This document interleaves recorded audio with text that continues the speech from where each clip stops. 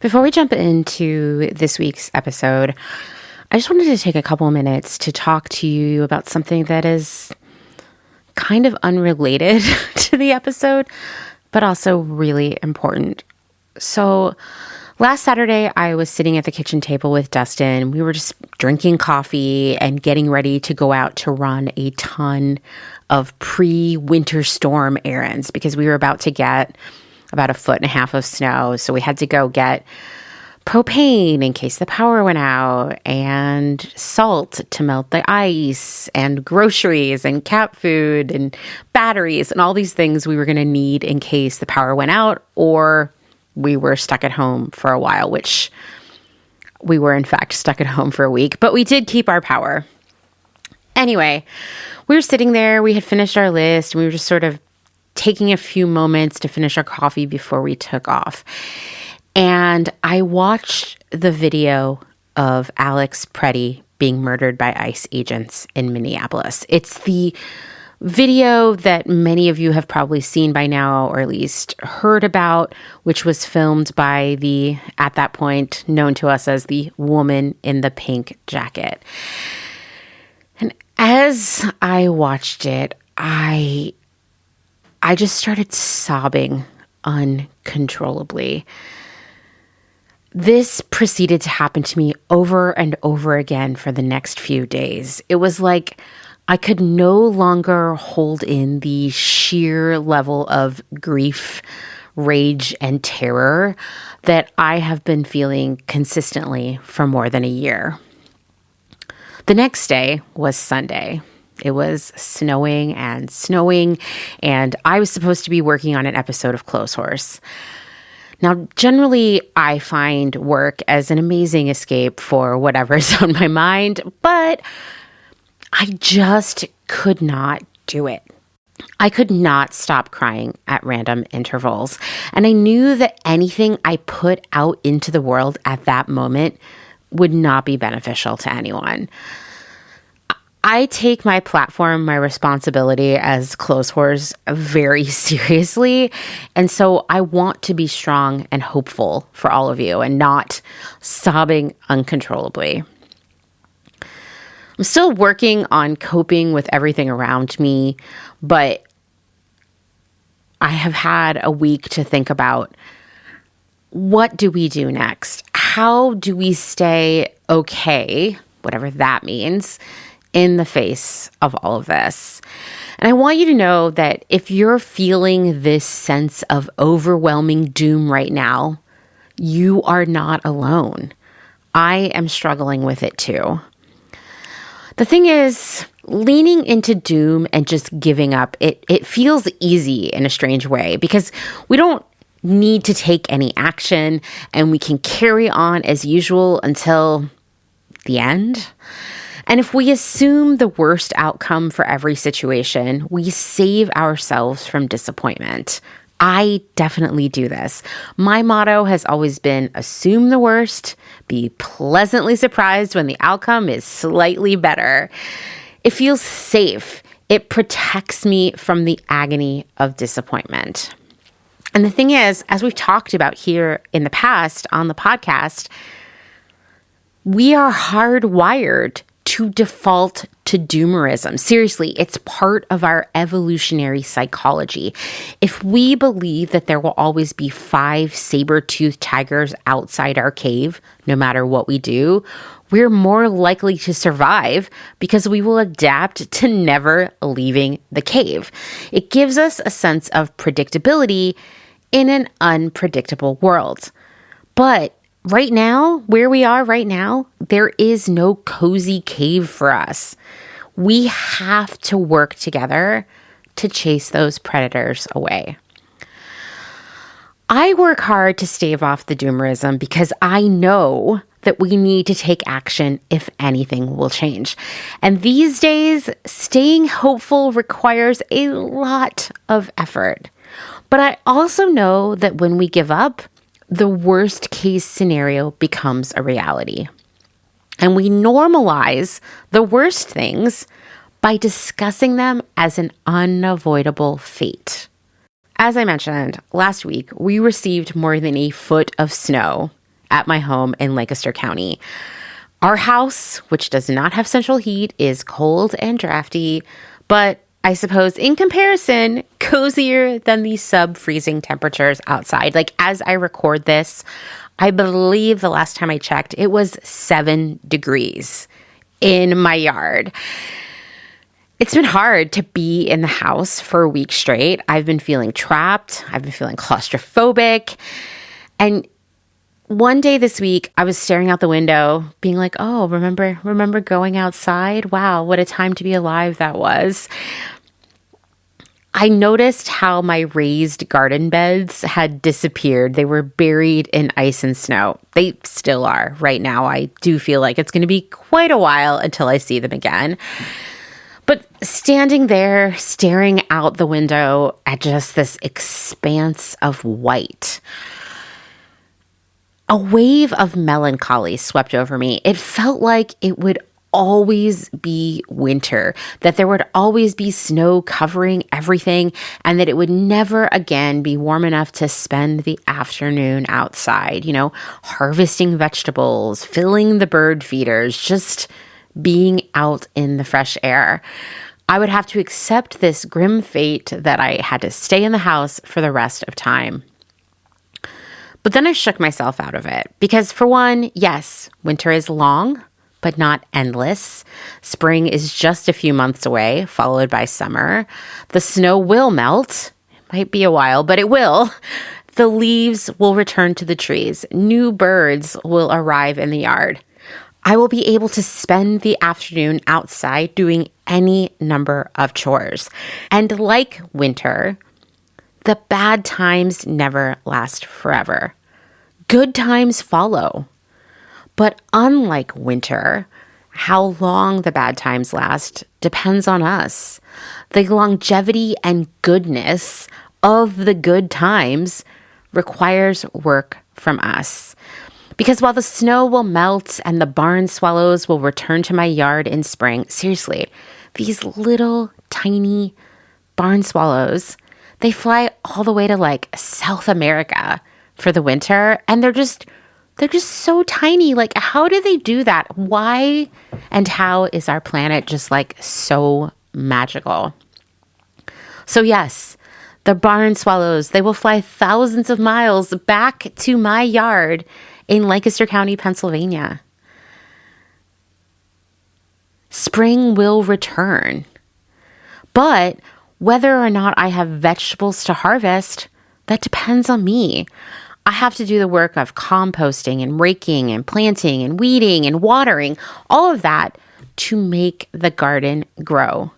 The end result of the garden is directly related to the care and work I put into cultivating it. What happens next in this world, in this cold winter of doom, is dependent on all of us. We can do the work, we can protect our neighbors, we can fight the systems and people that seek to destroy and doom us.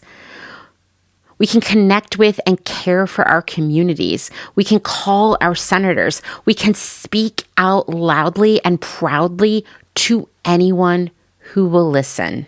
We are the warm light of hope in a cold winter of doom.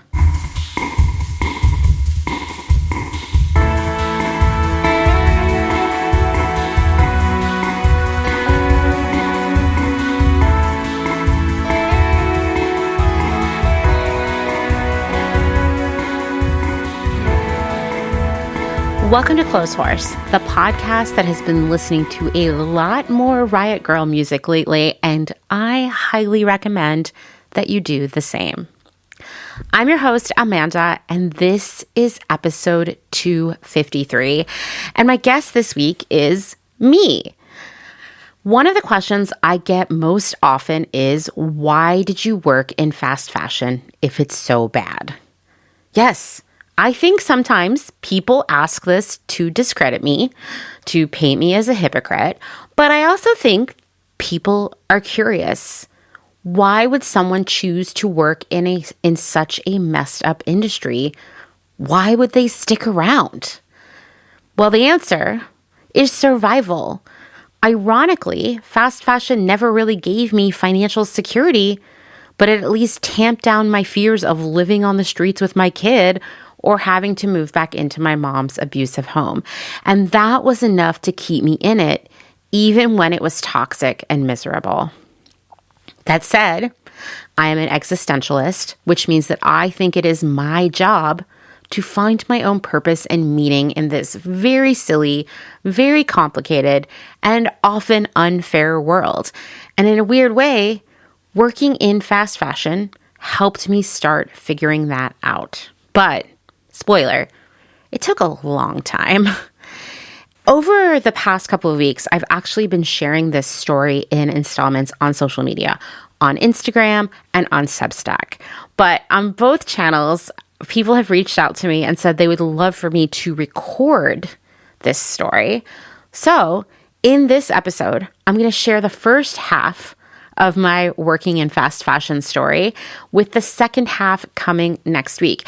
And even if you have read those posts on those platforms, there is actually a lot more stuff in this because I don't have to cram it into an email or 10 tiny squares. So it'll probably still be worth a listen, I think. Thank you in advance for giving me a safe space to be vulnerable. It's still really difficult for me to talk about myself as the main character. And at the same time, writing this, I think has been really good for me. So even if none of you listen to this, it's probably, sort of like I was giving myself therapy here. Now, I do want to just give you one small trigger warning before we jump into the story. And that is this. I've been struggling with an eating disorder for as long as I can remember. And fashion is incredibly fat phobic. And in fashion, the size of your body is very, very closely related to how successful you will be in that industry and how people will treat you at work. So naturally, my eating disorder has had some really, really bad times during my career in fashion. So I'm not going to be giving you like weird thinspiration play-by-play of how my eating disorder played out while I was working in fast fashion, but it will come up from time to time as, hey, it got really bad at this time because I was trying to control something in my life. So I just want you to know that I will be mentioning that. I will not be going into great gory detail about it, but that alone can be upsetting enough. And if it is, I think you should skip this. And there are plenty of other episodes of Clotheshorse that you can go listen to right now. Or maybe you could go read about the migratory patterns of the barn swallow, which would be so fascinating and probably really inspiring. All right, well, let's jump into it.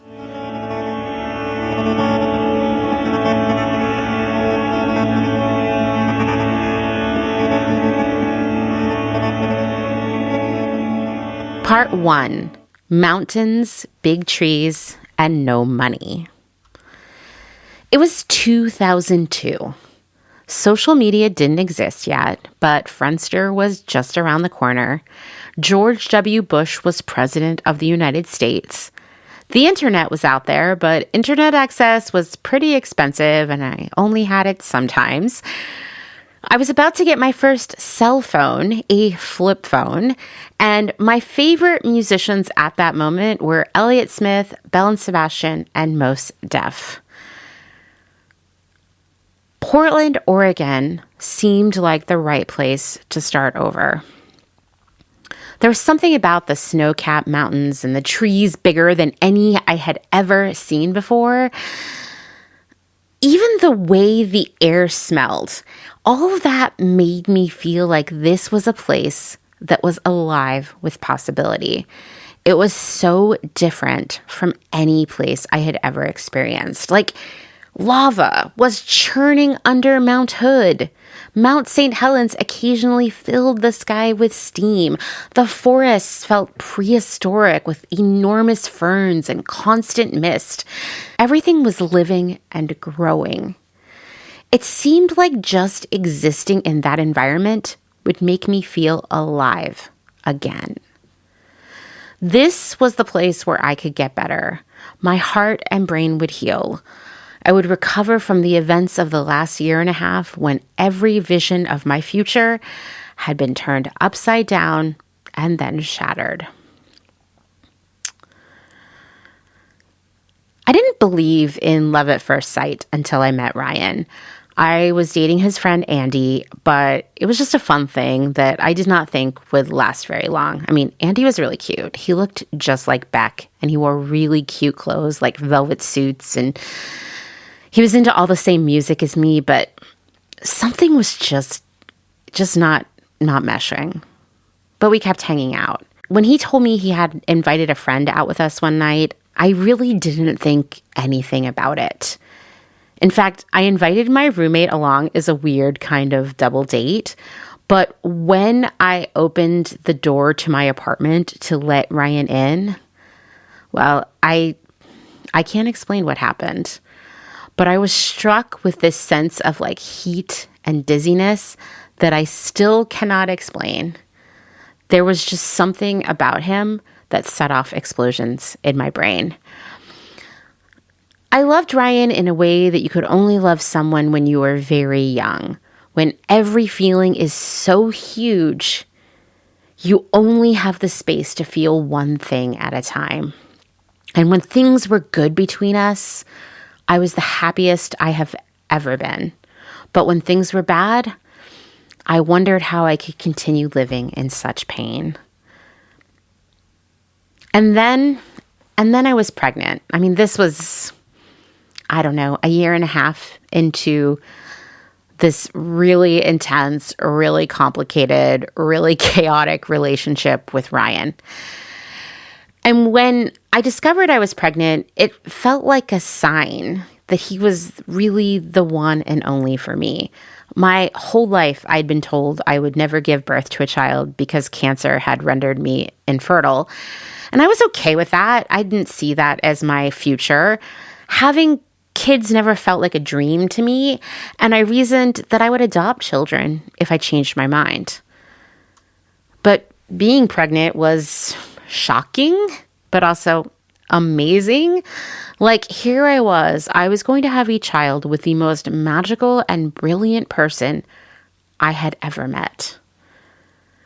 But if there's one thing that life has continued to teach me over and over again, the good times always end. Unfortunately, the bad times always end too. And with me and Ryan and our impending mini family, the magic ended very, very abruptly. And decades later, I still struggle to share that experience with words. So I'll just say this. Ryan died just a few months before our child was born. And everything was gone all at once. I felt as if I could not see or hear or think anything beyond this raw sense of pain. I couldn't eat or sleep. I couldn't listen to music or watch movies or read books.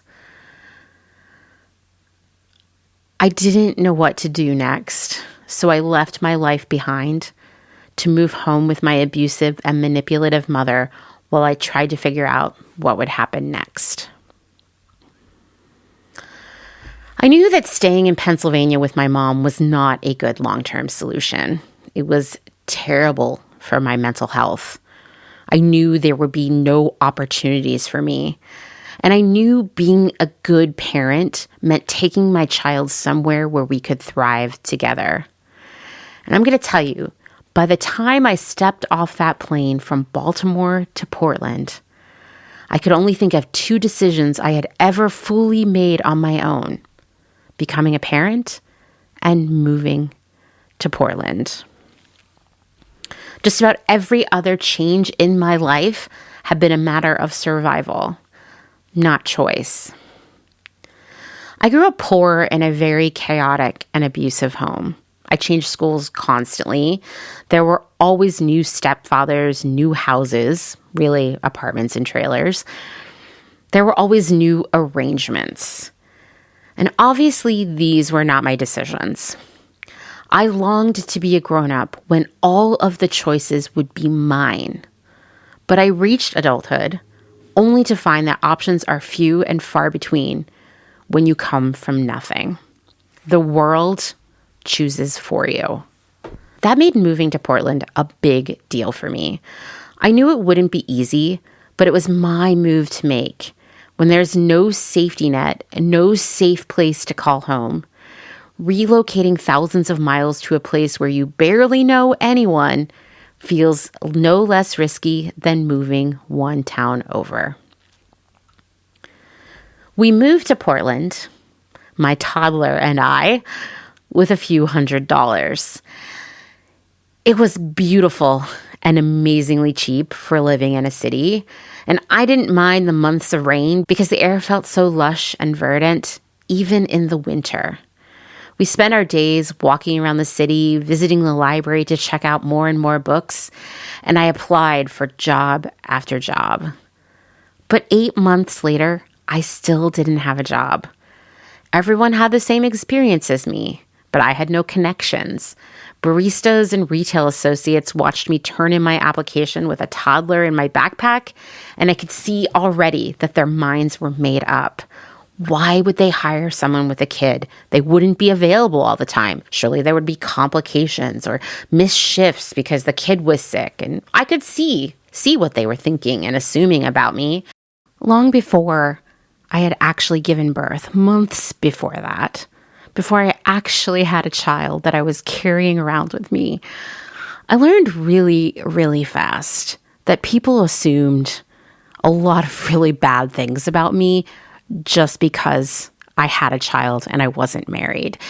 And saying that out loud, it's like, oh, what was this, like the 1950s or something? But no, this was this century where I learned really fast that in many cultures, in many cities, in many social groups, the person at the bottom of the barrel is the single mother because everybody judges you. Clearly, you must be a slut, right? You must sleep around. You must be someone that no one wanted, or maybe you tried to trap someone with a baby, or at the very least, you were too stupid to figure out birth control. No matter what, you were damaged goods, and that meant you deserved a lot of mistreatment, right? And I saw pretty early on that people felt, one, that I wasn't worth being friends with. I wasn't worth hiring. But I was worth abusing in romantic relationships. I was worth judging in every possible way, like how I was as a mother, which, of course, no matter what, I was never going to be good enough because I wasn't married, because of how I looked, because I was born with the ability to birth children and then had one. And I knew this even before I moved to Portland, that the odds were stacked against me, but I know I thought that this was a more liberal place, the West Coast. People would be like, wow, look at that badass person who has taken autonomy of their body and made this decision to have a child and have that experience and be a parent even when things were really hard. And yet, no, that was not what happened. I mean, I'll just tell you, for years, in addition to especially men feeling that they could treat me quite abusively, I also got to experience how women judged me. You know, like what was wrong with me that I had a kid and I was unmarried and surely I was a really bad mother. And people would start weird rumors about me that like I was a teenage mother or that I had murdered my daughter's father, like just ugly, ugly stuff. And in those first months in Portland, while I was going around applying for jobs, I knew why no one wanted to hire me. I had the right work experience. I had the right skills. I was going to be the best employee ever. But I was damaged goods to anyone who saw me walk in with a kid. And I'm going to tell you, as we walk through the years of my career in fast fashion, that a lot of times I never even told my coworkers or my boss that I had a child because I could feel their judgment. And even my last fashion job from 2019 and 2020, I never told my boss that I had a kid because I could feel her judgment, and I knew how she was going to be about it, and it wasn't going to be good.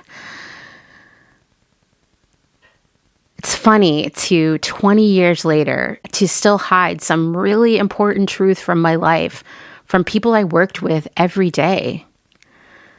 But I learned early on, way back when I was applying jobs in Portland. No, even before that, even when I went to get an ultrasound and the doctor said to me, exactly, where is your baby's father today? And I said, he's dead, which is make it awkward. Make it awkward when people are shitty to you. But I'd known all the way back then that people wanted me to be ashamed. And people judged me. And of course, I look back now and that's like ridiculous. But to think that for 20 years I hid that, it's a really sad commentary on the world that we live in and how we treat people who have been assigned female at birth, people who birth children, people who are parents. And I hope you're listening to me talking about this, and maybe you're going to start unpacking some preconceived notions you've had about people who have children. But back in Portland in the early aughts, I didn't have the confidence, the wherewithal, the faith in myself to, tell people to dismantle their beliefs.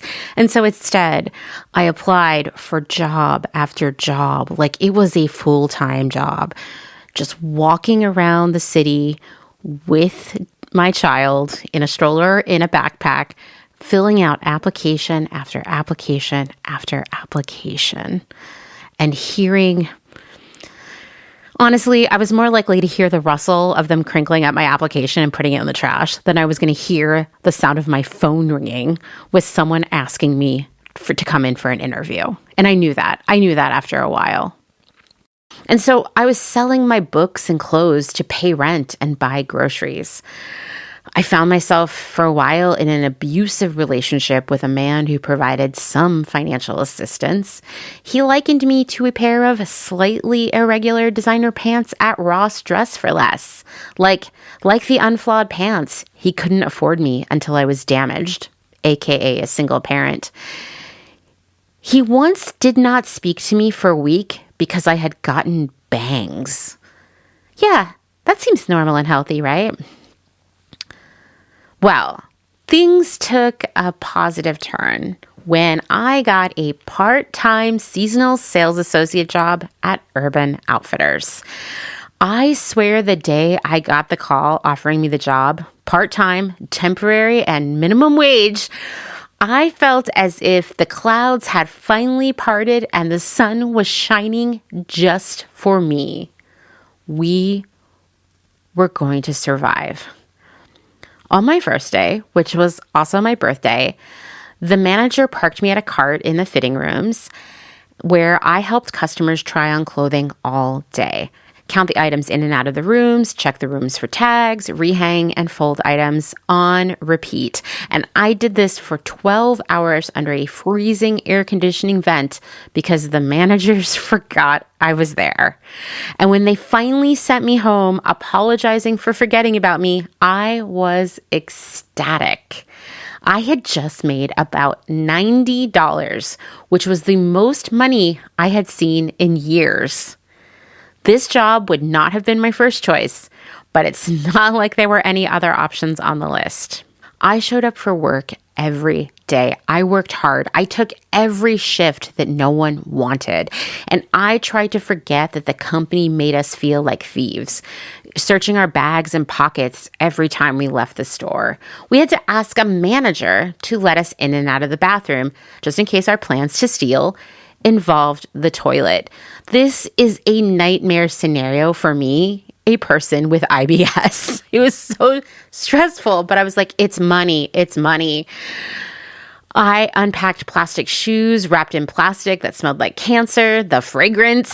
I folded and hung and straightened and worked so fucking hard every day for just over minimum wage.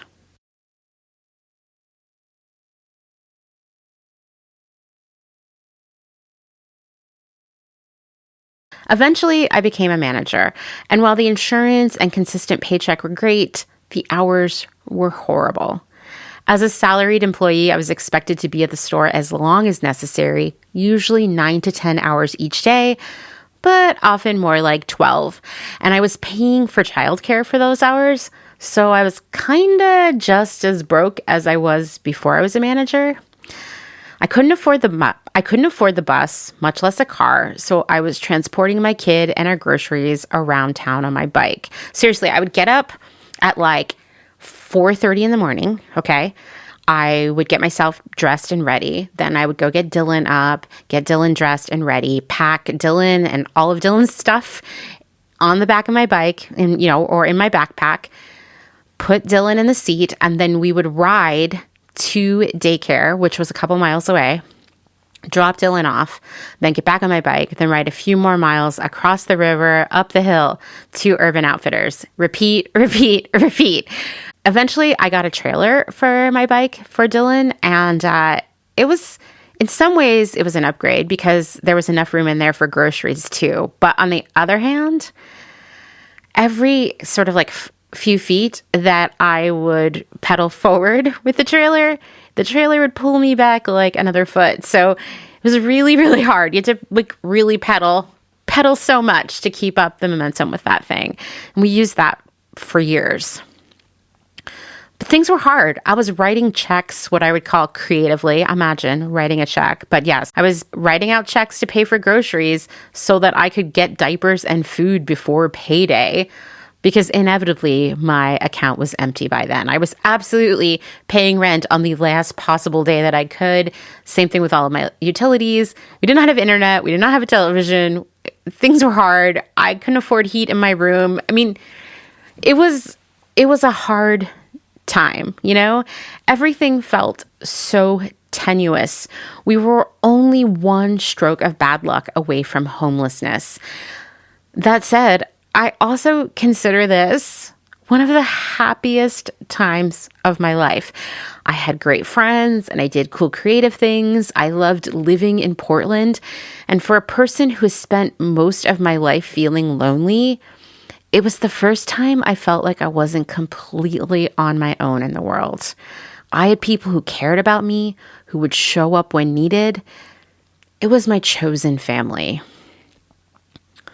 So one week, the store had a very important visit from executives from the home office. And this was a rarity in the Pacific Northwest because we were so far away from the headquarters in Philadelphia, Pennsylvania. We spent weeks cleaning and organizing and dressing and redressing the mannequins. And when the day arrived, I gave a walkthrough of the women's department to these executives.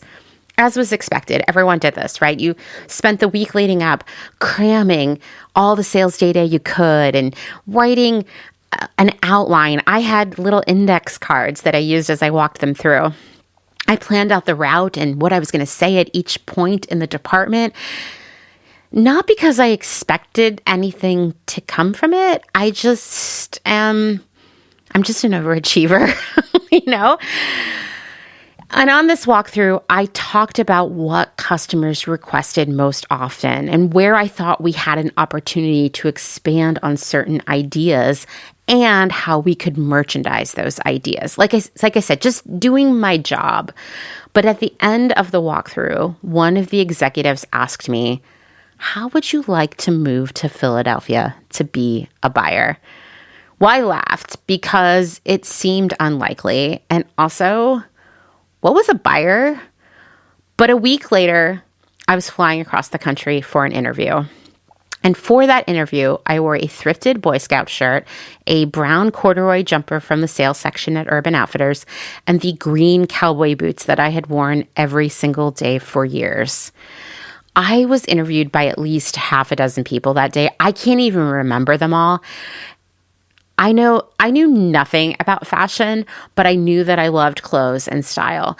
And when someone asked me my favorite designer, I said Marc Jacobs because that was the only name that came to mind. And one of my friends back in Portland had a Marc Jacobs purse.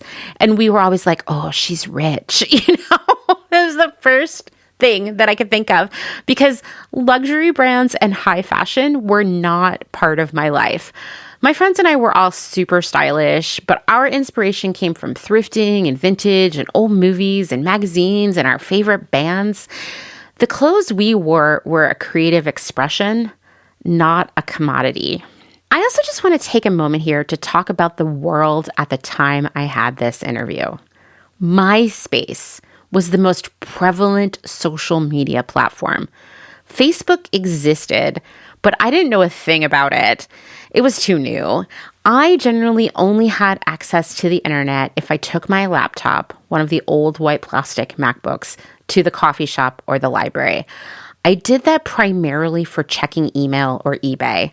I read a lot of books and magazines from the library, and I wasn't getting my inspiration or information from the internet. I did have a phone that took photos at this point, but you still couldn't really send photos to someone, so it was kind of silly. I had like one photo on my phone, and it was me and my best friend Raina at a bar. Like, that was all I had on there. And sometimes I would look at it and be like, oh, we're really cute in this tiny, highly pixelated photo. I did, however, carry a little Canon digital camera with me everywhere I went. It was like my prized possession. And I also finally had an iPod, thanks to my dad. By the way, my favorite bands and musicians at that point, as I'm going to this interview in Philadelphia, were Jay Dilla and Holly Golightly. Like, for me, I didn't have a television. I'd never really got to see movies because, I had a kid.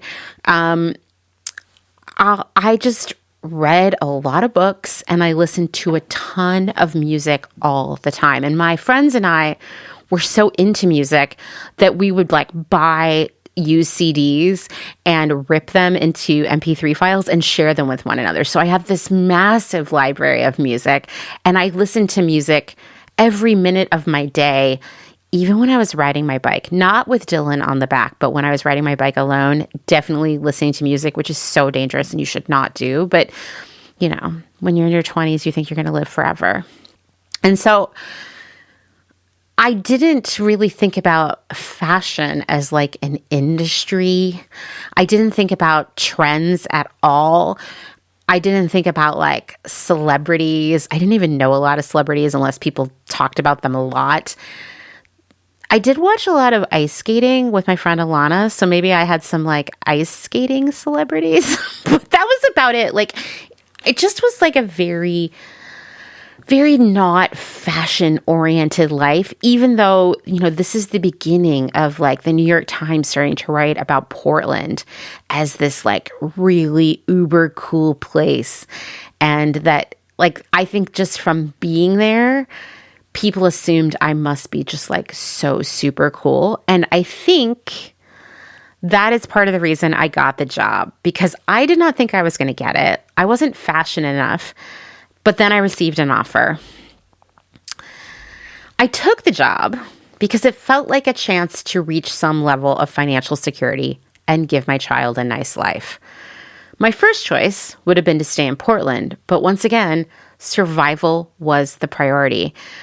And I learned a lot pretty much immediately. Well, for one, what a buyer does, because I didn't know that.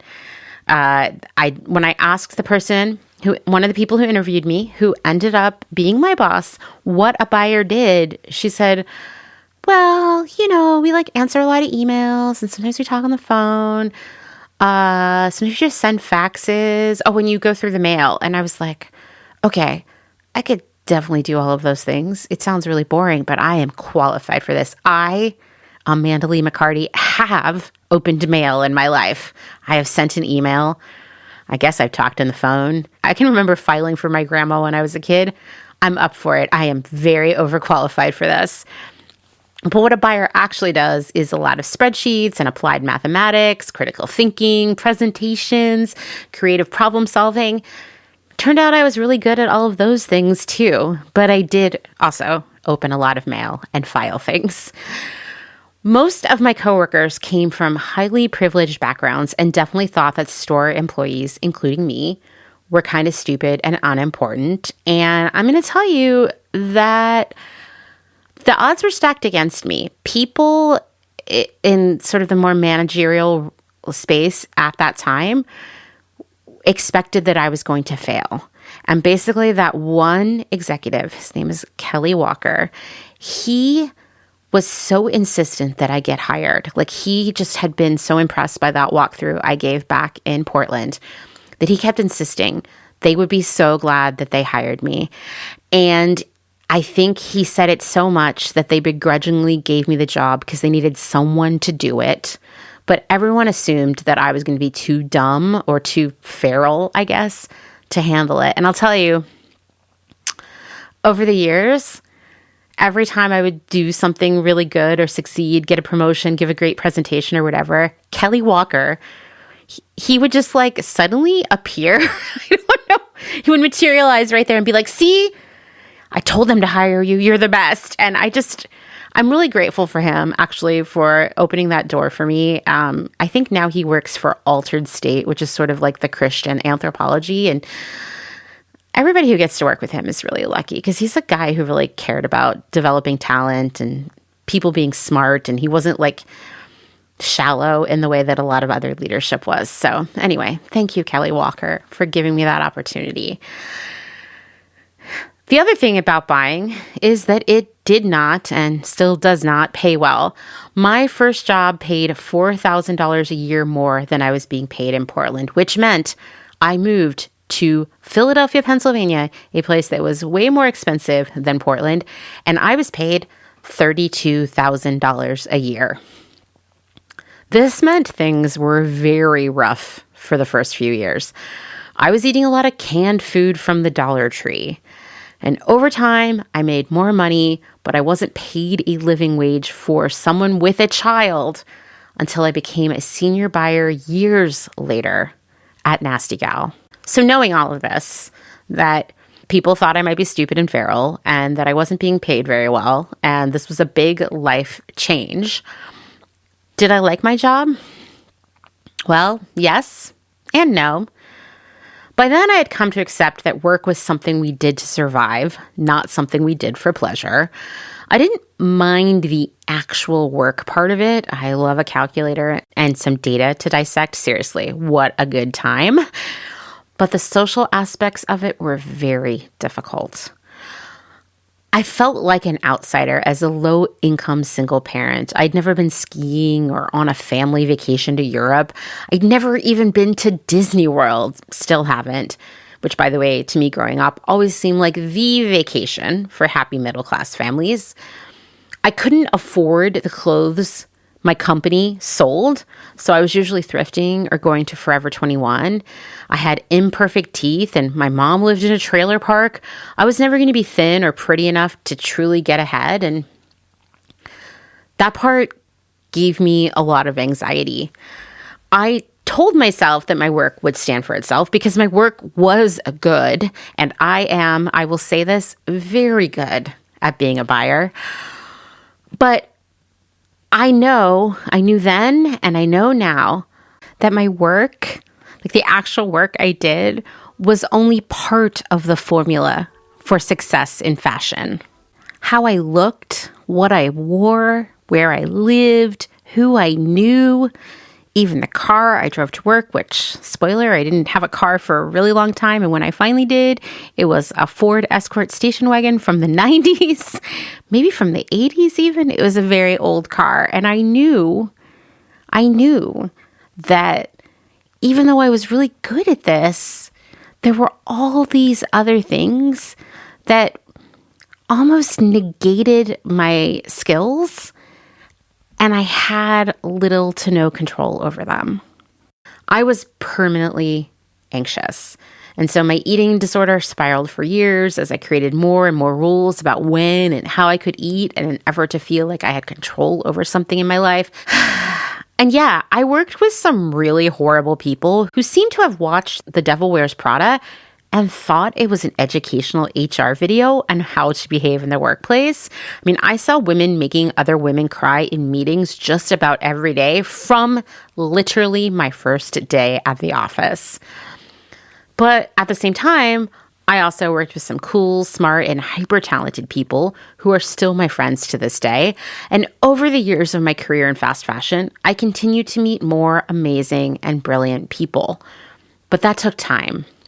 For the first 6 months at my job, no one talked to me, not even my boss. She just emailed me all day from 10 feet away. I ate lunch alone, reading a book in the big urban cafeteria. Slowly, friendships formed, mostly with the guys who worked in the mailroom.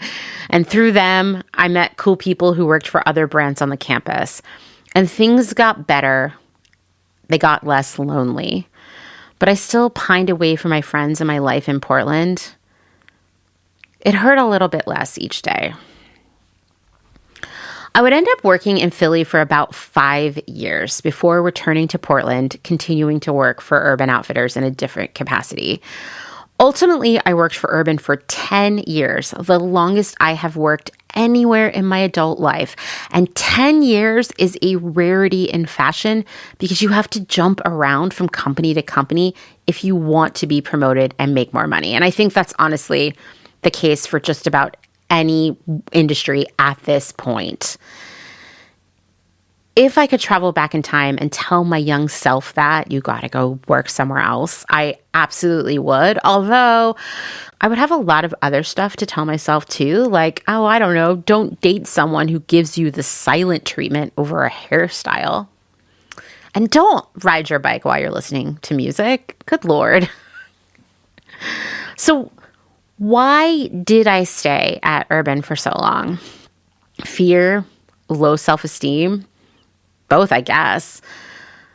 I was working as a buyer for Urban Outfitters when the recession began, and they pulled us into a meeting where they were basically like, listen, we're not going to lay anyone off. You're really lucky because of that, but we're not going to give anybody raises. There's going to be a freeze on promotions. You need to bring your own office supplies. We're canceling the holiday party. We're going to increase the cost of your health insurance. It was all kinds of stuff, right? But it was like, at least you still have a job.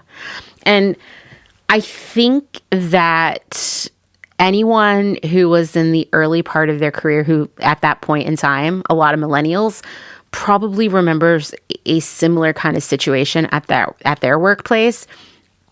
And what it really meant is that a lot of us, our careers were sort of like suppressed by that. Like, I think if I had started my career as a buyer 5 years before I did, I probably would have ended up being like a president of a brand somewhere, you know, maybe even like a CEO, if that's what I wanted, which I might be too much of a rabble rouser and have too much of a conscience for that. But that's really how this trajectory kind of works. And if I had really wanted to stick it out, I would have been, I mean, ultimately I ended up reaching the executive level, but it was a very different path. And also just tell you, reaching the executive level doesn't make the job any better. So yeah, I was scared to leave. You know, here it was the recession and the years after the recession. Even a year later, my peers were going to other companies and instantly getting a $20,000 raise. It felt reckless to me. Too many people relied on me, you know? But also, when you work in fashion, and I'm sure other industries too, but this is where my experience lies, there is always this undercurrent of you're so lucky to be here because there are thousands of girls lined up waiting to take your place. It's something that has been said to me by executives throughout my career, sometimes as a warning to me, and sometimes as motivation to manage out someone who wasn't performing because they could be easily replaced. The number of times someone has said to me, this is someone's dream job. Well, No one was luckier than me to be there. Remember, this story started with me as a seasonal part-time sales associate. I was from the trailer park with a teen mom. I didn't have connections. I hadn't gone to fashion school. I was a single parent who did most of my household shopping at thrift stores and dollar stores. Also, I was kind of funny looking, and no matter how much I starved myself, I was never going to be beautiful and thin. And sadly, in fashion jobs, your skills and work ethic are always secondary to your appearance. So who else would have wanted to hire me? I was lucky that someone did. It just felt safer to stay at Urban Outfitters, even if being there felt increasingly destructive. It's interesting to look back and see how much the world changed in the time that I was working for one company. By the time I left Urban Outfitters, I had an iPhone and an Instagram account, Spotify, Tumblr, Pinterest, LinkedIn. I had Netflix, but I'm pretty sure it was still only DVDs in the mail at that point. I didn't have a television, so I watched them on my laptop. None of these things existed when I started. The world had changed so much. How we connected with the outside world and how we got information was rapidly evolving. I want you to put a pin in that because we're going to talk about that a lot more in the second half of this next week. And through that decade, and once again, a significant chunk of my adult life, I saw so much weird, bad, possibly illegal stuff happen that it could fill books and books. There was the glitter gun Christmas ornament scandal, Ghettopoly, don't get me started. That blog, Urban Counterfeiters. So many artists and brands knocked off over and over again. And by the way, it's always the executive's idea, I swear to God. No one who's a buyer or a designer wants to go out there and steal stuff, but executives, I guess that's how they got there, they just don't care. I saw a buyer pushed into quitting because she had just been diagnosed with cancer and the company didn't want the liability of it all. I saw an entire War and Peace-sized volume of employee abuses. Just a reminder that Urban did not have an HR department until just a few years ago. If you feel like I'm missing things from this list, well, I'm sure I am. It was like that time went so fast, it's difficult to slow it down so I can remember it all.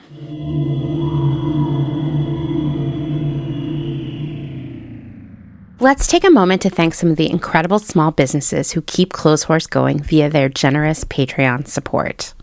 Slow Fashion Academy is a size-inclusive sewing and pattern-making studio based in Philadelphia, Pennsylvania.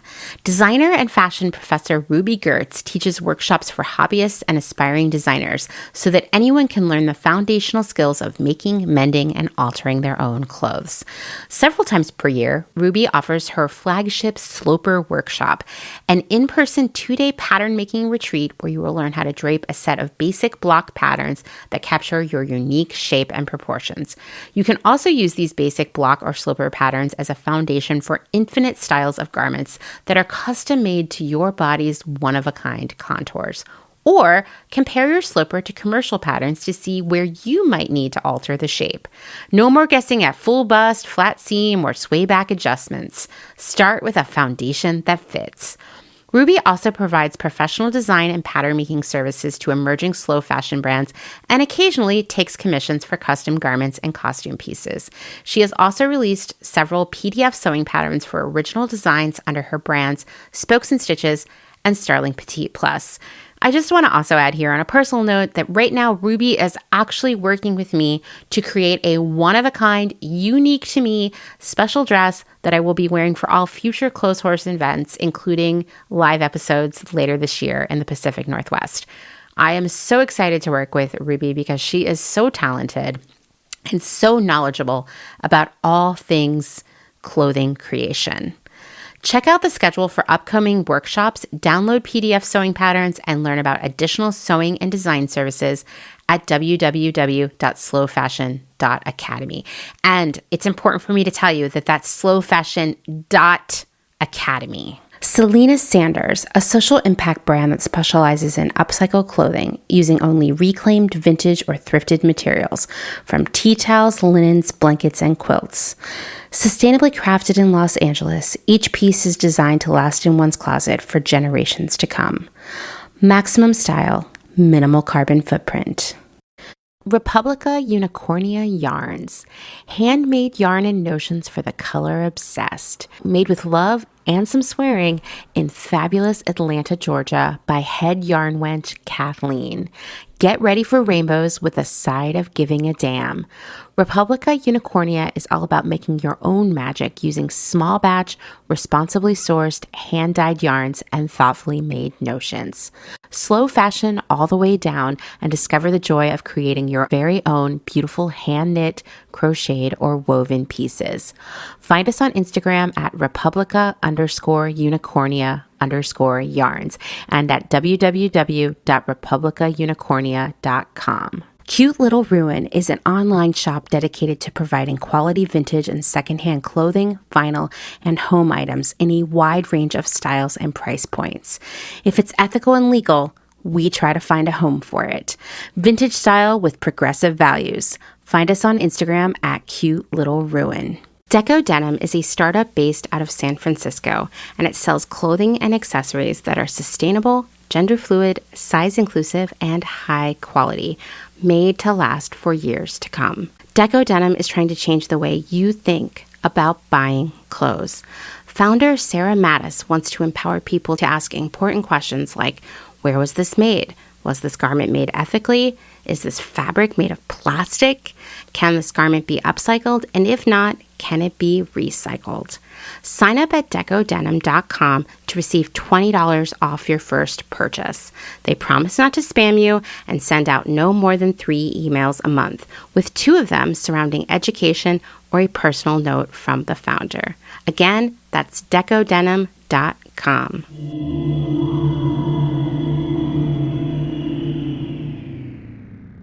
Part 2, Girl Bosses, Peter Pan Collars, and Faux Feminists.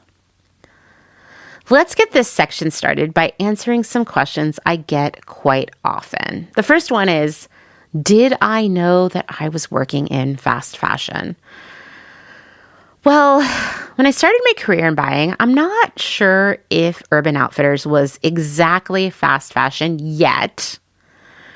Yes, we delivered new items to stores every month, but it was a reasonable number. Things stayed at full price for months, usually 3 to 6 months, before going on sale. And this was before the recession made every brand adopt the fast fashion model. Now, as I mentioned at the top of this episode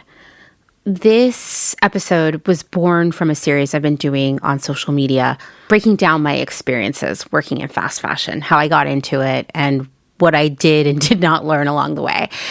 And in the section of this story where I talked about, did I know I was working in fast fashion when I was at Urban Outfitters? I said exactly what I just said to you.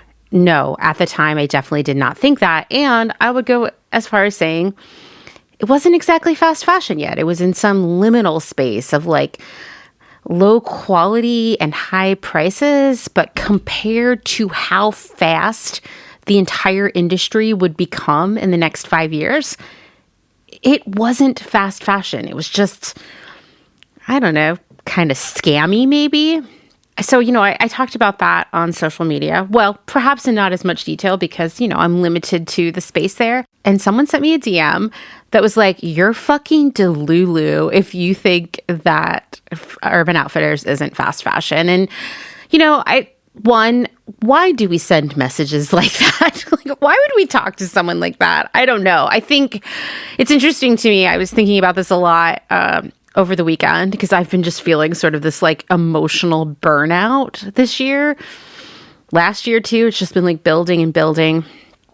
And, Dustin was like, well, I think part of it is that unfortunately, every day you are confronted by some of the worst parts of humanity via your work on Clotheshorse. I was like, I do think that is part of it. It's just like, yes, I get horrible messages from terrible MAGA people all the time who call me a groomer and threaten to take my child away, which is, the joke's on them because they are an adult now, and who tell me how ugly I am and, just horrible stuff all the time. And yeah, I don't like that. It's not good for anyone's brain to receive messages like that. But I also think that I expect it from those people. Like, they have a very limited playbook that they can play from, and we disagree on everything. And, honestly, I think that they are terrible people. So what else would I expect from them? But what does actually hurt me and chip away at me emotionally over time is people who I feel like we're on the same side of things, right? We are in the same larger community. We care about the same things. And we should be working together and lifting one another up. And when those people show up and are mean to me on the internet, it's extremely hurtful. And it really chips away at my optimism or my ability to have optimism about what happens next. If we're fighting about whether or not Urban Outfitters is fast fashion in 2007 on the internet in 2026, when we could be, working together to, abolish ICE, that'd be pretty sick, right? Why are we fighting about this instead of working together, right? And so I would just like to say that first off, we need to stop being that way. We need to stop being harder on ourselves and one another than we are on the actual fascists. And that means showing up with compassion and respect for people who are fighting the same fight alongside us, even if we don't always agree with everything they say and think. Even if it's something as silly as, was Urban Outfitters fast fashion in 2007? And once again, I will say, is Urban Outfitters fast fashion now in 2026? Absolutely. Was it in 2020? Yes. Was it in 2016? Definitely. Was it in 2007 and even 2008? Not quite. And I think that sometimes when we have conversations with strangers on the internet, regardless of the subject matter, it is on us before we jump in to start the debate to think about the full context of the situation, right? This is a silly example in the grand scheme of things, because who really cares who thinks Urban Outfitters was fast fashion in the 2000s or not? It's such a non-issue at this point. But I think it's a great example of hey, get the full context, lean into the nuance, and then if you're still you're wrong, approach that person with grace and kindness. Anyway, just me venting about what it is to exist as a human on the internet in 2026. And I'm sure you have similar stories where you're whoa, that went awry really, really fast. But yes, I will maintain once again that Urban Outfitters was not fast fashion yet then. And it was wildly different than the original fast fashion brands of that moment, like Forever 21, like H&M, where we didn't have as many locations. We were selling at a much higher price point. We really did try to do cool stuff. And most importantly, the number of styles we were launching every week and every month was just a fraction of what it would be in a few years. And the length of time that these items would stay at full price before being marked down was substantially longer. In general, most of what we sold most of the time before the recession was at full price. It was just a completely different time. It didn't mean, like I said, that we weren't selling crappy clothes. It's just we were doing a lot more slowly. In that way, Urban Outfitters is also an interesting outlier in that the quality, it did decline as we got into the fast fashion era, but it was already bad before it. Whereas other brands, they actually started in a much better place. And I will tell you, I also worked at Urban Outfitters in college, which is how I ended up getting that job in Portland. And even back then, the clothes were also horrible quality, and people would return things that had just like, I was breathing too hard and all the buttons fell off. Like the quality was always really bad for the price, but somehow we just kept it around and sold it at full price. It's a really interesting case study in branding. And as I progressed through the next parts of my career, I saw all of that pick up the pace substantially.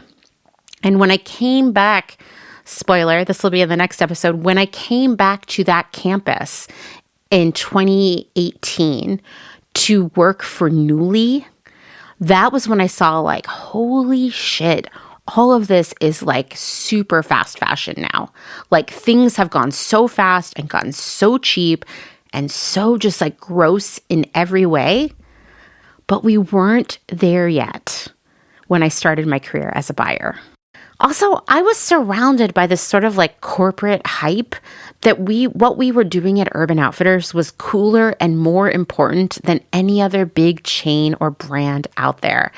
And while I'm pretty resistant to that kind of corporate culture, I definitely did think Urban Outfitters was different from Forever 21.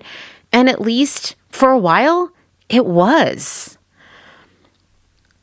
By now, you have seen many people use the analogy of the frog in a boiling pot of water to describe many different scenarios, including climate change and the rise of fascism. Basically, the water gets warm so slowly that the frog doesn't notice and then boils to death. It turns out that's actually an urban myth. But to use that analogy anyway, the fast fashionization of an entire industry didn't happen overnight. It happened so gradually that I could only see that I was a buyer in fast fashion in hindsight.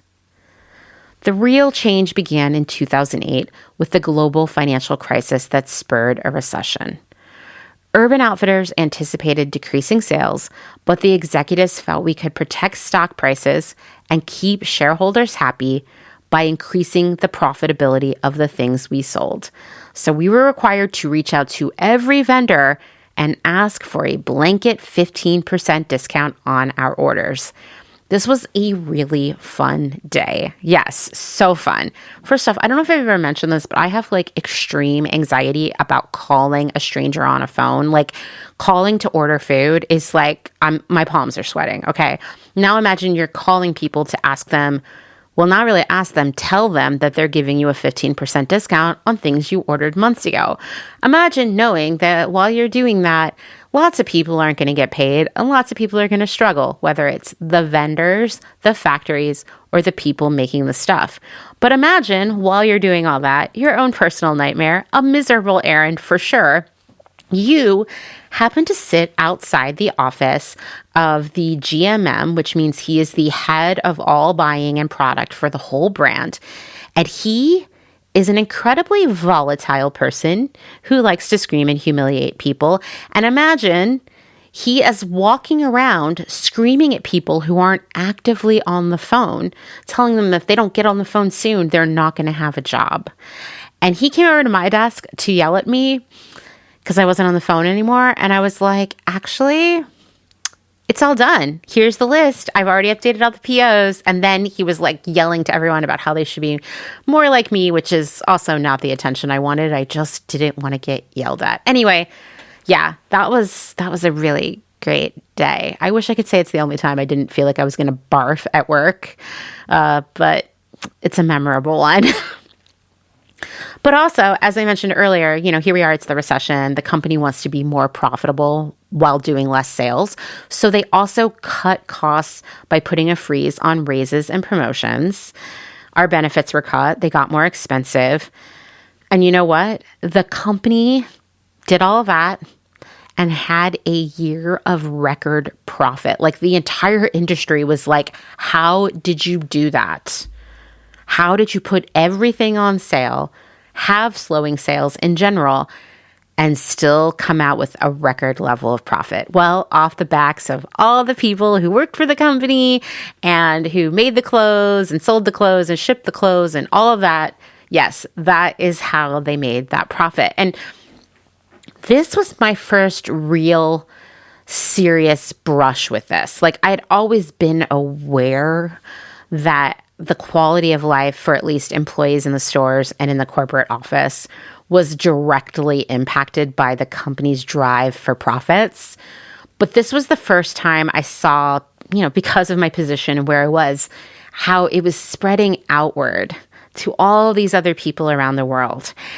And it wouldn't be the last time, not even the last time working for this company, where I would see how that greed would eclipse humanity. And then you know how fast fashion goes, right? The workload increased. We bought more and more different styles and jammed the stores and our website with more and more new products. I was given more categories to manage, sold to me as a great opportunity without a raise or a change in my title. And when coworkers left, our replacement was not hired. Rather, their work was given to the rest of the team, once again, without any raises. One day, a coworker whispered to me, "Do you ever stay awake at night thinking about how all of the stuff that we buy is just going to end up in the landfill?" We locked eyes, sharing our sadness. And then I nervously laughed. We can never talk about this in the office ever again. By the way, that person, she went on many years later to be an executive at Madewell. Anyway, the fact was, more and more often, I found myself struggling with the suspicion that we were doing something bad. All of that waste would clog the landfills. All of the resources were being used to create near future waste. And what about the way the company treated all of the people who made and sold that near future waste? I had to jam those thoughts to the back corner of my brain in order to get up and work another day. Without this job, I had nothing. I would end up in the trailer park with my mom, growing more bitter and hateful with each passing day. I had to stay. Now is a good time to address another question I receive quite frequently, which is, why didn't I go work for a nicer clothing company? Maybe something more high-end and, in theory, more ethical. Well, that's just never how it works in this industry. You could maybe go from Chanel to Urban Outfitters, but you will never go from Urban Outfitters to Chanel. There is a high level of classism within the industry. So if you're working at a brand with less prestige, you are unlikely to be considered for a job at a company with more prestige. And of course, now I think that's all so laughable because even luxury brands have adopted the fast fashion model. But that is just how this industry works. So eventually, I did move on to other companies. My first foray out of the Urban Outfitters bubble was Modcloth. There we launched new items every day. Our catalog of styles was virtually infinite, so we went to see vendors every week in order to find more and more styles to sell. Yes, this was fast fashion for sure, but even still, I guarantee no one who worked at Modcloth would have been like, this is fast fashion, because we would have been thinking of Forever 21. And yeah, we were different than Forever 21, at least in some ways, That said, fast fashion or not, Modcloth was without a doubt the best employer I have ever had. We had great benefits and the culture was kind and supportive. I was actually excited to go to work every day. On a personal level, my relationship with my family back home in Pennsylvania was weirder than ever. They seemed to think that I was rich, so suddenly I was paying my whole extended family's phone bill. I want to say it was about $500 to $600 a month. No one would pick me up at the airport when I came home to visit unless I paid them to do so. And meanwhile, I was living paycheck to paycheck. I lived in LA but could not afford a car. Fortunately, I have always been a big fan of public transportation, but things still felt so tenuous. Like I wasn't saving any money. I had no safety net. How bad was it? Well, Modcloth didn't provide company credit cards to buyers. Rather, we were supposed to use our own credit cards and get reimbursed. And they, to be fair, they usually did it pretty fast. It would be like the next paycheck. The problem is that during trade show season, which happened twice a year, mostly February and August, during those time periods, I traveled nonstop to New York, Vegas, and London. And this meant I needed to pay for airline tickets, hotel rooms, meals, any other travel stuff out of my pocket. Like even just getting to the airport in LA is a whole thing. And I couldn't afford an Uber, so I would take the bus. It would take me forever. It was just like a whole thing. I did not even have a credit card at this point, so I would have to use my debit card, meaning it would come directly out of my checking account. Well, I didn't have that kind of money. So for my first trade show season, I sold a bunch of my clothes and other stuff on eBay so I could have money to travel for work. Eventually, I did get a credit card with like a $500 limit at first, but the financial side of #buyer's life was really hard. And you also have to remember, even at Modcloth, still the best place I've ever worked, my coworkers in general came from a level of financial privilege that was considerably higher than where I'd come from. So maybe they didn't have student loan debt. They certainly didn't have a child they were trying to support. They probably weren't paying their whole family's phone bill. And so they had the liquidity, if you will, to pay for their work travel expenses and get reimbursed. In the process of getting a credit card, it's kind of good. Like Modcloth forced me to get a credit card because as I was applying for credit cards, I found out that my cousin, he's the only person in our family to have ever been to prison, he had been applying for dozens of credit cards and loans in my name because he had stolen some old FAFSA forms from a filing cabinet at my mom's house. So he had my social security number. It put a bunch of red flags on my credit report, which I was able to fix. But fortunately, he was really bad at scamming because he never had the right address. So he'd never successfully gotten a credit card or a loan in my name. But man, he had tried. And I'm going to tell you, he had applied for credit cards like anywhere that would give you a credit card, like, Kohl's and The Gap and Old Navy and Target and anywhere. He was like applying for credit cards in my name. It was pretty wild. I think he applied for like an Express credit card even, something like that. I don't know. It was pretty ridiculous. Fortunately, all of my experience sending faxes early in my buying career made me really good at faxing all the documentation I had to send to get that fixed. I laugh because I would cry. Okay, so I stayed at Modcloth for a few years, but I'll tell you, things were starting to feel uncertain there after 2 rounds of layoffs in under a year. Something was breaking, and I was afraid of being caught in it. I knew I needed to keep moving forward and up if I was ever going to send my kid to college, and it just seemed like if there was a 3rd round of layoffs, I didn't know who would be left. And like I said, loved working at Modcloth, loved my coworkers, but we were in that cycle that I was starting to recognize, which is people leave or are laid off and no one replaces them. Instead, the work is divvied out to everyone else, and things were getting harder there. Fortunately, my best friend had just gotten a job up the street, literally up the street, like 3 blocks away in downtown LA at Nasty Gal. Unfortunately, the interview process at Nasty Gal was super shitty and rude. But this was like 2014, peak girl boss, peak Nasty Gal. This meant this could be like the coolest place that anyone could ever work. And if I could get a job there, one, it would mean that I was like so cool. But also it would be like, in theory, a huge leap forward because this company was like supposedly like the brand of the moment. So the thing is, even before my best friend had gotten a job there, I had already begun the interview process like 6 months prior, when I had been brought in for an interview after a recruiter reached out to me.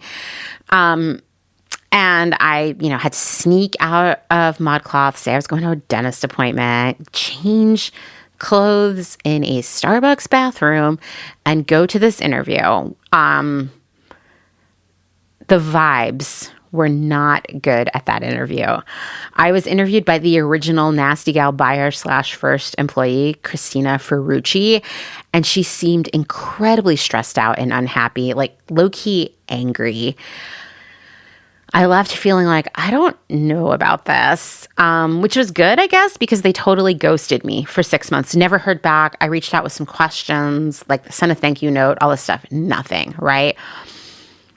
And I kind of felt like I dodged a bullet because something was weird there. And yes, Modcloth, something was going on there, but at least everyone there was nice. And that was enough for me. Well, after my best friend was hired at Nasty Gal, she was like, why haven't you hired my friend Amanda?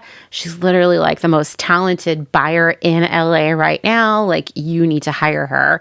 So they brought me back in, and they made me do 2 different projects over the span of several weeks. The second project I had to do while I was in London for Modcloth, and I had to come in and present it less than 12 hours after I got back, and I was super jet lagged because they were basically like, if you want this job, you'll sacrifice everything. And I was like, okay, I guess I want this job, so I will sacrifice everything. So they made me do these 2 different projects and come to 2 different sets of interviews after being ghosted 6 months earlier because the CEO at the time, Sherry Watterson, wasn't sure if I had good taste because of the previous places I had worked.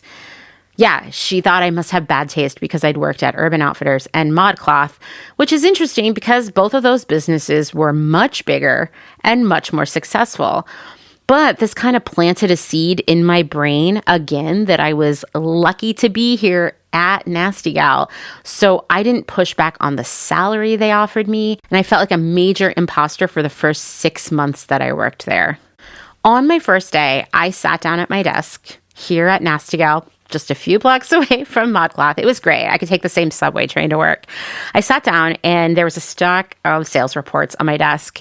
And I started reading through them, and I was immediately like, holy shit, this business is fucked. This place is going out of business soon. Like, categories had years and years worth of inventory on hand. One of the categories I was managing immediately was sweaters, and they weren't going to run out of inventory until like 2020. It was really, really bad. For some context here, a healthy business has maybe 3 months of inventory on hand, meaning enough to fuel 3 months of sales and then run out. Maybe 6 months if it's a slow category, but 3+ years is a disaster. And soon it became apparent that my best friend and I had been hired to try to fix this situation. But I didn't even know where to begin. I was like, this is so bad. Like, maybe if they just like let me be in charge of what happens next, I could. But the problem was that the executives picked a new strategy every week, and they never allowed any of these strategies to play out, and they expected us to work all day, every day. Sherry Watterson, she said, I like to send out emails on the weekend to see who responds because anyone who doesn't care about their jobs. So first we were chasing more expensive product. Then never mind, everybody head off to the apparel mart for cheaper product. Now let's try activewear, or Sophia's getting married, so let's make a wedding collection. Let's do more t-shirts, now more dresses. Nothing ever stayed the same for very long. I could tell you wild stories all day. We used to joke about writing a sitcom about working there and who we would cast and how ridiculous it would be. And then we were like, no one would believe it because it's so silly here. Still, I'm ready to make the real Nasty Gal television show. So whoever's ready to do it with me, reach out. Let's write a script. It was just so wild there. So things were just getting worse and worse there. And by late fall / early winter of the next year, I ended up reaching out to Anna Merlin of Jezebel, which was my favorite blog, saying, hey, I'm a senior buyer at Nasty Gal, and I want to talk to you about how it really is here. Because I was fully pissed off and epically disappointed. And you know what? That was the beginning of several exposés that Anna Merlin wrote about Nasty Gal, sometimes interviewing me, sometimes being connected with other people who worked there, until ultimately a few months later, the whole thing came crashing down and Nasty Gal was gone. The thing about working at Nasty Gal that was really the worst part of it was that I was like low-key trapped there, because working in fashion in LA, you don't have a lot of great options. There's Forever 21, which also RIP now, right? But Forever 21 was a notoriously horrible company to work for that expected a minimum of 12 hours of work each day. There was BCBG, which was equally horrible and like a revolving door. There was Guess, which was also terrible with sexual harassment added into the mix. There was Revolve, but I'd heard weird stories. And there was Reformation, which was coming up on the scene at that time. But so far, in my Nasty Gal era, they just seem notorious for having candidates do merchandising and product projects and then ghosting them and then stealing those ideas and turning them into collections. And years later, I would have several friends, both of whom had worked at Modcloth with me back in the day. They ended up working at Reformation, and this is just in the past couple years, by the way, so like in the 2020s. And they had a nightmare experience working there. The company is super horrible. Everything is mega fast fashion. They don't even have the time to get the fit or quality right because it's just non-stop. You know, most of their clothes are made overseas at this point, which doesn't mean they're bad or even unethical, but like what Reformation began as is definitely not what it is now. It is 100% mega fast fashion. And both my friends who work there ended up having like serious mental and physical health problems from the stress of that environment. Lots of really toxic behavior going on in that corporate office. So yeah, here I was feeling trapped at Nasty Gal, giving interviews to Anna Merlin. And it sucked because everyone out on the outside thought Nasty Gal was this super cool, super feminist place to work. But it wasn't. It was all a lie. Lots of diet culture, fat shaming, creepy white dudes in leadership, and super high turnover and low pay. Beyond the mismanagement and chaos, or maybe because of it, there was no work-life balance. Team size was constantly shrinking while we chased down more and more things to buy, which meant every time someone left, which was every week, seriously, Kim and I always joke about how we were getting really sick of cupcakes and champagne every Friday because every Friday was someone's last day and there were more cupcakes and champagne. And honestly, I haven't had cupcakes and champagne since I worked at Nasty Gal. Yeah. It was just like every time someone left, which was every week, all of their work would become someone else's work. So by the time I got laid off from Nasty Gal, spoiler, that's going to happen, I was managing all the apparel categories except for dresses. I had this huge team that I was managing. I had not received a raise. I was working all the time. I was trying to teach people who had never been taught how to be a buyer, how to be a buyer. And it was a lot. It was a lot. And every week on Monday, we had a meeting in a room called Mean Girls, where we would be torn to shreds by the CEO and her monstrous cronies. That meeting was always 3 to question mark. That was the schedule, 3 to question mark, because we might be there from 3 to 5. We might be there from 3 to 8. The leadership of that company, like by then Sophia, you know, the writer of Girl Boss, the founder of Nasty Gal, she was not really there anymore. She was on a book tour. She was getting married. She was traveling. She was having a podcast. She was being famous. And so the company was being run by Sherry Watterson and these people she had brought in from the past to work with her. So people from Lululemon, people from Gymboree, people who were really out of touch with what it was to sell clothing to millennial women. Like, they just didn't understand what this business was like, but they sure knew what it was like to just bully people all day, every day. The pressure was definitely getting to me. I was starving myself in new and innovative ways. I often ate lunch in the bathroom so no one would judge me for eating food. And I felt like I had a permanent headache and diarrhea. It was not the first time in my life that that would happen, and it was not the last, but definitely one of the first times I was like so acutely aware of it. Once again, it is a good time for me to mention something very important. Yes, I worked with some terrible people through my career, but I also worked with and befriended incredibly talented, super smart people. And I feel so lucky that I had the chance to work alongside them and get to know them. And specifically, I met some of my favorite people in the world while working at Nasty Gal. There are plenty of amazing people working in fast fashion who feel trapped just like I did. And these are good people who do not want to create near future garbage that is made by exploited people. They are not cool with this. They just don't know what to do next. They're trapped. When I was finally laid off from Nasty Gal because the company was running out of money, I felt relieved. Maybe I could finally figure out something else to do that would be better for me.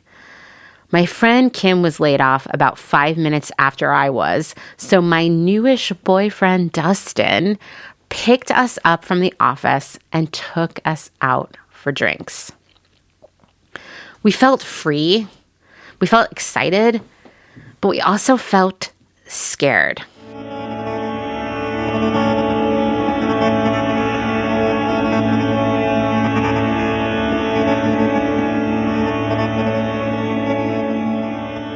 Now, it's interesting to me that I worked for both Modcloth and Nasty Gal in that time period because, strangely enough, their fates were sort of entangled with one another. So, after Kim and I were laid off, Nasty Gal hung around for another, 6-8 months before officially filing bankruptcy and being auctioned off in court to the most fast fashioniest brand that existed at that time, Boohoo. Which I'd never heard of Boohoo before, but I will tell you, when I looked at the Boohoo website and saw that everything was like $20 or less, I couldn't think of a more apt fate for Nasty Gal, which had been, when I was there, trying to become the Barneys for millennials. Trying unsuccessfully, obviously. But anyway, so in that 8-ish months that Nasty Gal had left, my best friend was still working there. And she was actually one of the last people left in the office when it finally closed. She could tell you a whole story of how the chaos kept getting worse and worse, and vendors wouldn't ship anymore because the company was so behind on paying. And so now brands would only ship inventory with a COD, meaning they'd have to get a check immediately upon delivery or before shipping, and how she would have to go meet every week with the head of finance to get these checks written. And they would go through all the expenses for the week, and she would see that the company was still paying for like Sophia's psychic and dry cleaning and all kinds of other stuff that was like probably not good for the company. And she told me that in the last couple weeks that Nasty Gal was around, after they'd filed bankruptcy and the brand was up for auction, that the executives were pretty convinced that Walmart was going to buy Nasty Gal because Walmart had been starting to diversify its portfolio. It wanted to buy more online retailers. And so it had bought Jet.com, which is RIP now. It's kind of hard to explain what Jet.com was. It was sort of like a bulk, like a Costco online, sort of. So yeah, they had bought Jet.com, and then were letting Jet.com sort of acquire other brands like Bonobos, the suit company. And so they were looking to buy a women's apparel brand to add to their portfolio. And the Walmart people came in and toured Nasty Gal, and they had a lot of meetings. And there was a lot of excitement, believe it or not, around Walmart buying Nasty Gal, because basically they were going to let the company just continue to run itself, but they would bring money and their own sort of like infrastructure to help the company be more efficient. And so it would seem that like everybody could keep carrying on as they had been, and perhaps even all of us who had been laid off could come back, because by then the design team was gone, the production team was gone, a lot of the marketing and creative teams were gone. It was like a skeleton crew at this point. So the day that the like bankruptcy auction for Nasty Gal is set to end, the executives are like, where's this Walmart bid, right? If they don't place a bid, we're getting sold to Boohoo. And they're sitting around all day waiting for this. They're calling Walmart like, hey, are you going to put that bid in? Hey, what's going on? And that same day, huge press release, Walmart is buying Modcloth, because Modcloth was similarly in financial trouble. Remember, I told you something was off. And it was interesting to me because unlike Nasty Gal, our sales were actually good. And we had like efficient amounts of inventory. And it seemed as if the brand was growing. But the problem was that like the financial side of the business was messed up. I think it was like overextended. Money wasn't being managed as well as it could have been.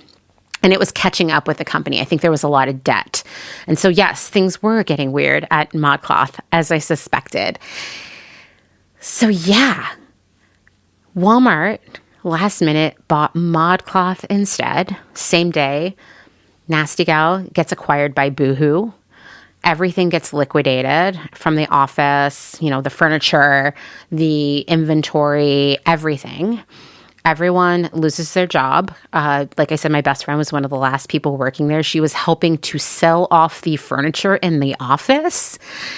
And, you know, one night, the Nasty Gal website turns off at midnight, and it turns on the next day, and it looks pretty much the same, but all the clothes are like a quarter of the price, because now it was owned by Boohoo, who had bought all the intellectual property, but let go of the entire staff that was remaining, which wasn't very much. And Modcloth went on to be bought by Walmart, and it seemed like it wasn't that bad. Actually, my friends who were still working there were like, the transition's been okay.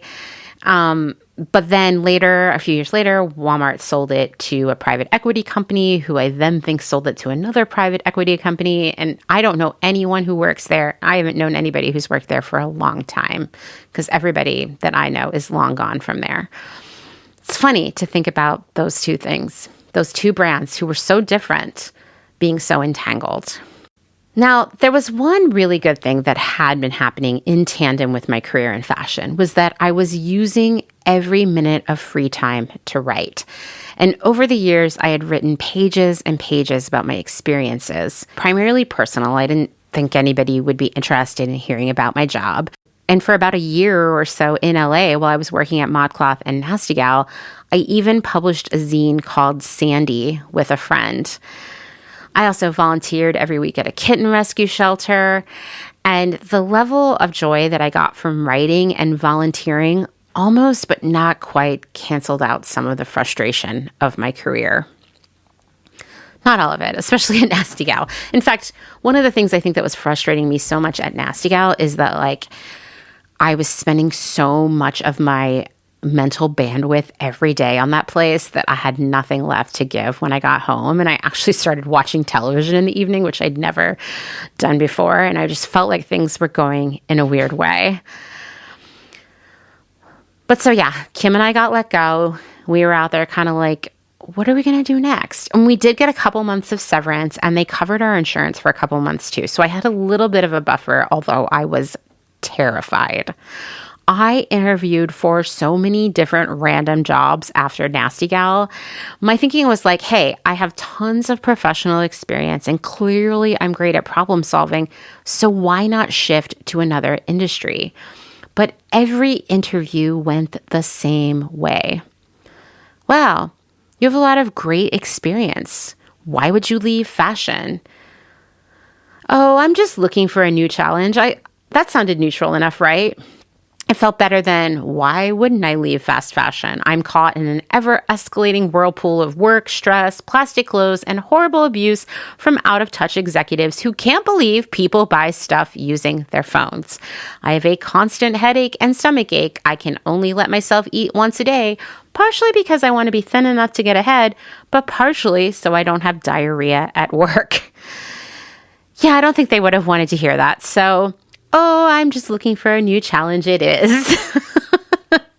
No one believed that I would leave the glamour of fashion behind, and they were quite blunt about that. So I couldn't escape. As I realized more and more that I was stuck in fashion, I started to apply for every fashion job possible.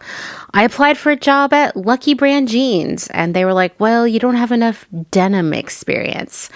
I applied for a jewelry brand, and they were like, it seems like most of your recent experience is in apparel. I'm just going to tell you all that, yes, there are skill sets that come from managing specific categories, but ultimately the rules, the strategy, they're all the same. So I interviewed, and some of these jobs you went on like 4 interviews and did a project and blah, blah, blah. And it all came down to 3 jobs. One was going to be at Forever 21, which I was very anxious about. 2 was going to be at Ross Dress for Less, which I was really freaked out about because I was going to have to wear business clothes. And the last one was at a feminist brand in Portland, Oregon. And I had to decide which one I was going to take. And I got to tell you, it was a tough decision. I had only heard horrible things about working at Forever 21, but I would get to stay in LA, which I loved. And by then, I was also engaged to Mr. Justin Travis White, who also really loved LA. And this is where, I don't know, where we saw our future, but also I was like, I don't know if we could afford to stay here long term. Like, I think maybe we do need to leave here. I don't know. But so there was Forever 21. Then there was Ross, which was also in LA, but everything about the interview process had just been not sitting well with me. I can't explain it, but I was like, I don't know if I'm going to like working somewhere so corporate. And that left the feminist brand. It was in the Pacific Northwest, which meant we would go back to Portland, which was a great place for all of us, I felt. This brand was doing things, or at least seemed to be doing things that aligned with my values. There had been a few red flags. There were things I was a little nervous about, but I also, once again, was like, I have to have a job, right? People rely on me, so I have to pick one of these. Of course, I had friends who were like, I think you should start your own business. And I was like, with what? I don't think you understand. I do not have the resources to start a business. And to be honest, I don't even know what that business would be, you know? So I have to take one of these jobs. I have to pick the one that will be the least worst. And the feminist brand won out. And I'm not going to name that brand. 1, because it was the worst job I've ever had.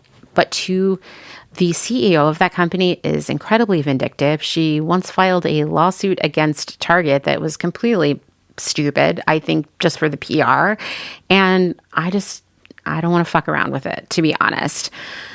When I arrived back in Portland, however, I thought this was my chance to merge my desire for a better world with my professional experience.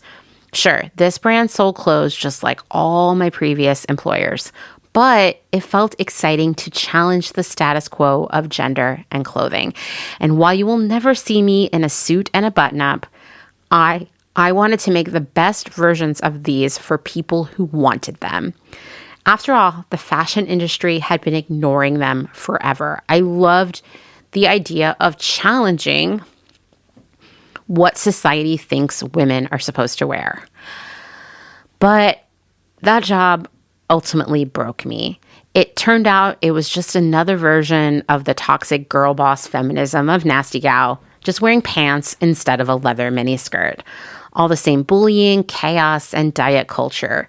We exploited people's desire to do good by selling them lots of fundraiser t-shirts that really didn't benefit anyone except the company. We used the same exploitative supply chain that every fast fashion brand used, and we wasted fabric and resources at the same rate. I accomplished many things there, and the business grew exponentially under my product leadership because you know what? I am good at what I do, but I was miserable. In addition to an incredibly toxic and uncomfortable workplace, we didn't even have real chairs, just stools from IKEA. The job did not offer health insurance. Meanwhile, we were allegedly donating all this money to fund women's health care via Planned Parenthood. It made no sense. And while I had Affordable Care Act insurance for myself and my kid, when Trump was inaugurated in 2017, rates went through the roof while coverage declined. In one terrible year, my child and I had serious illnesses that required hospitalization and treatment. I was drowning in medical bills and considering bankruptcy. My job was not paying me enough to get by. I was trapped. If I left, I could not support my family. I began fantasizing about taking out a big life insurance policy and then jumping off the Burnside Bridge. It seemed like a win-win. My family would be cared for financially, and I wouldn't have to make another feminist tea ever again. That concludes the first half of this story. You'll have to stay tuned next week for the second half. Writing this has actually been more difficult than I imagined because it has forced me to revisit so many difficult times. And it's scary to be so transparent about my life. So thank you again for giving me the chance to feel safe being vulnerable with all of you. The recurring theme of how and why I worked in fast fashion is how out of control I felt, how trapped I was.